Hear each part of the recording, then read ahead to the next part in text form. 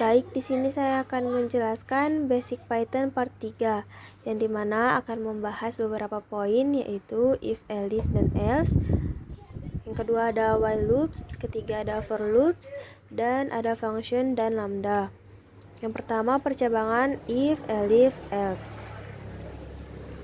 Struktur percabangan pada Python.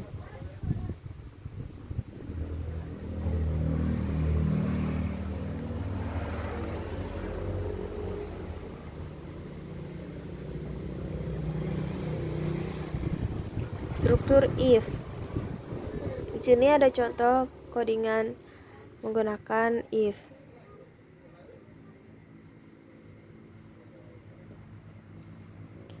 Di sini ada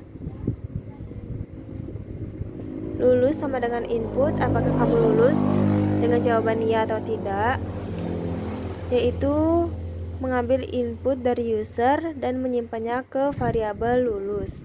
If lulus sama dengan tidak, maka akan di print kamu harus ikut ujian.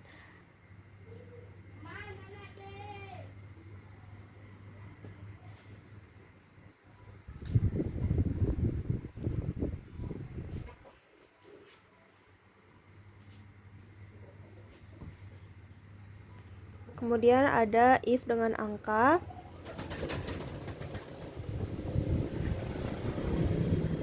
Contohnya seperti codingan di ini. If nilai kurang dari 70, maka akan di print nilai di bawah KKM sama dengan %D atau sama dengan nilai yang di input. Persen nilai ini.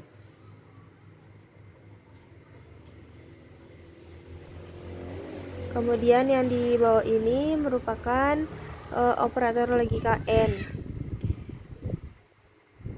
If umur kurang dari 3, N tinggi lebih besar dari 165, maka akan di print umur dan tinggi badan memenuhi kriteria.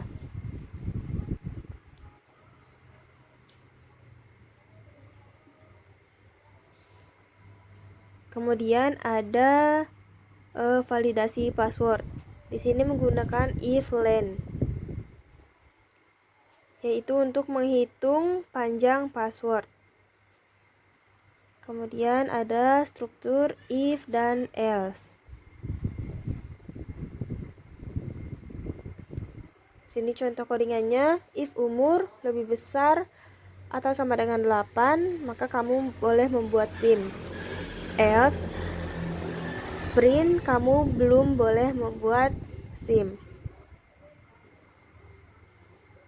Else di sini berarti kebalikan dari if. Jika umur lebih besar sama dengan 18, maka itu boleh membuat SIM. Tetapi jika umur kurang dari 18, maka kamu belum boleh membuat SIM. Contoh outputnya seperti di bawah ini.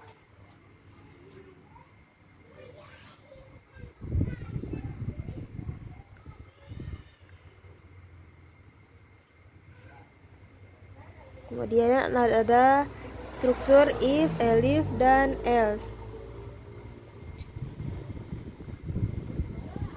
Sini untuk mengecek beberapa kondisi secara berurutan. Ada if, kemudian elif, kemudian di bawahnya juga ada elif.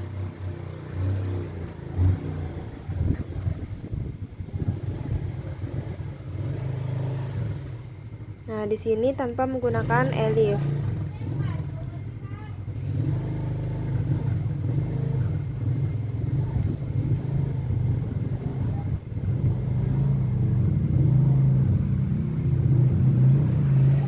Di sini ada contoh soal dan jawabannya.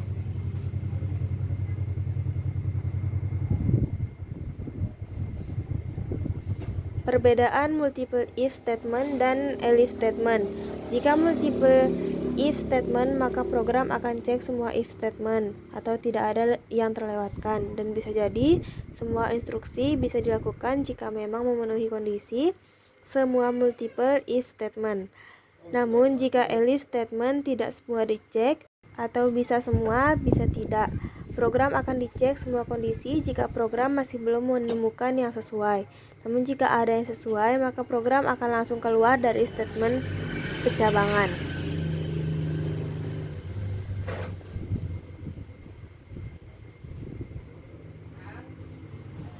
Kemudian di sini ada menggunakan operator membership pada statement if.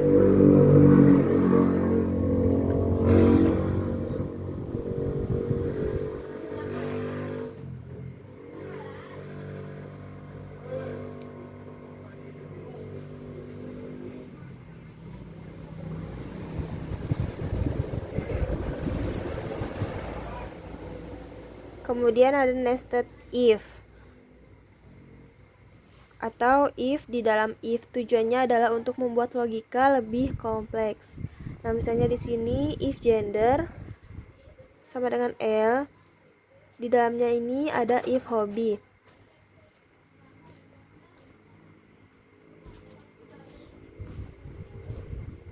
Selanjutnya ada perulangan menggunakan for. Perulangan pada pemrograman Python hanya mengimplementasikan collection based iteration, sehingga sebuah perulangan bisa dilakukan jika kita memiliki iterable object di Python.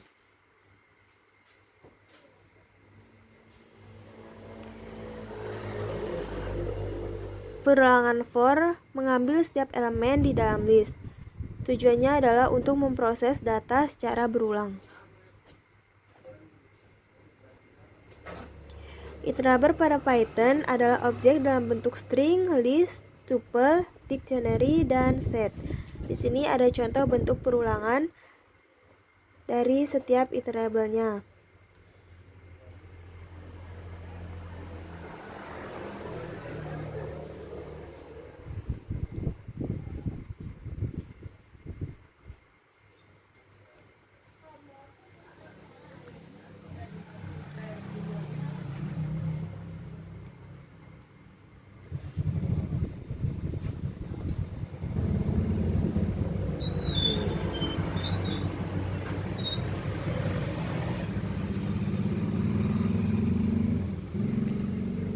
Di sini ada juga for pada dictionary seperti ini.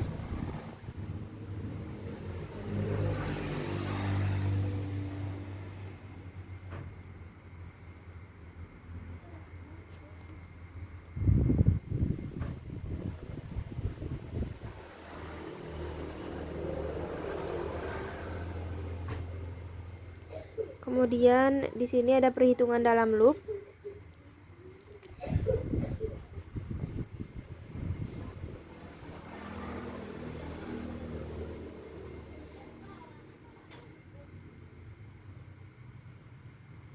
Selanjutnya ada pola bintang, yaitu mengulang karakter menggunakan perkalian string.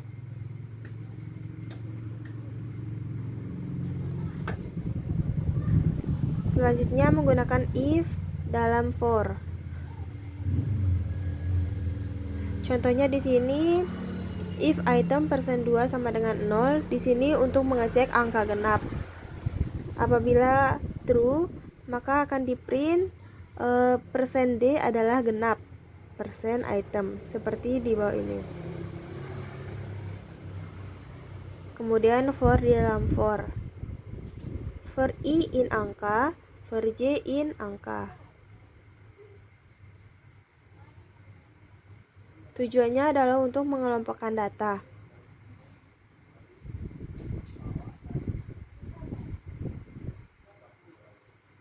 Kemudian ada perulangan menggunakan while.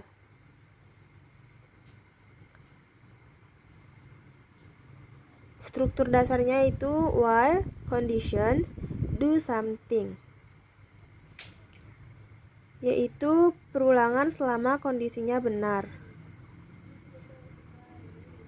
Contohnya di sini while lebih kecil sama dengan 5, print loop ke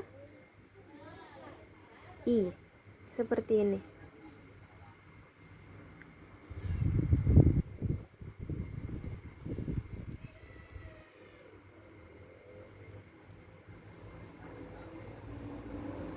Kemudian ada while dengan input, seperti while data sama dengan ya, print data, data sama dengan input ya atau tidak, seperti ini. atau loop berdasarkan input user. Jadi user yang akan menginput apakah ya atau tidak.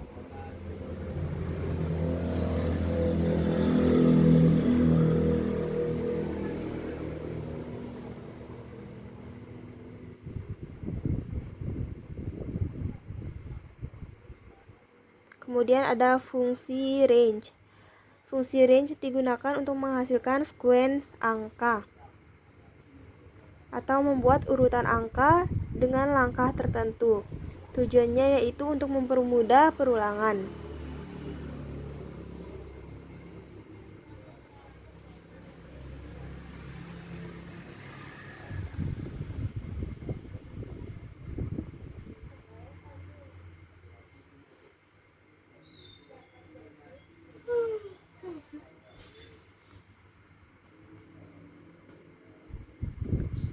Function pada Python.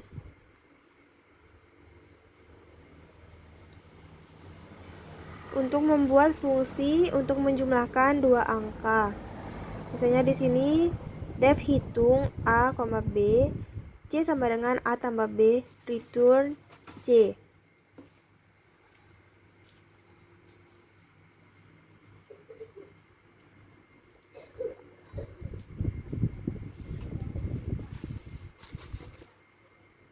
Ada juga function nilai, yaitu fungsinya untuk menentukan grade.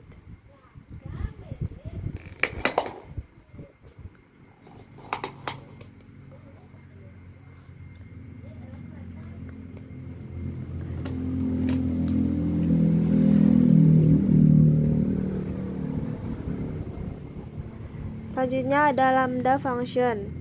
Define function anonymous, yaitu fungsi singkat tanpa nama.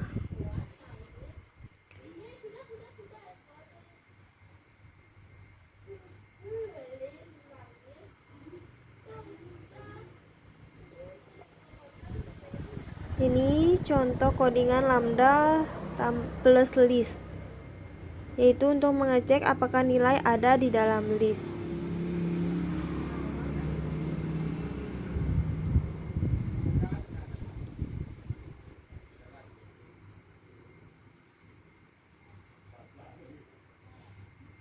Nah, di sini lambda kombinasi, yaitu menggabungkan dua kondisi lambda.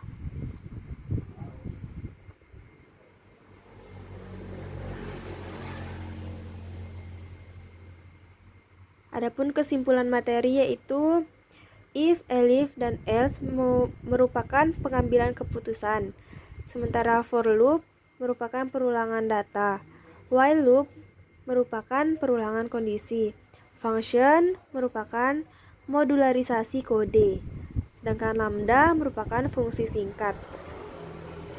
Baik, itu tadi penjelasan dari saya. Terima kasih sudah mendengarkan. Wassalamualaikum warahmatullahi wabarakatuh.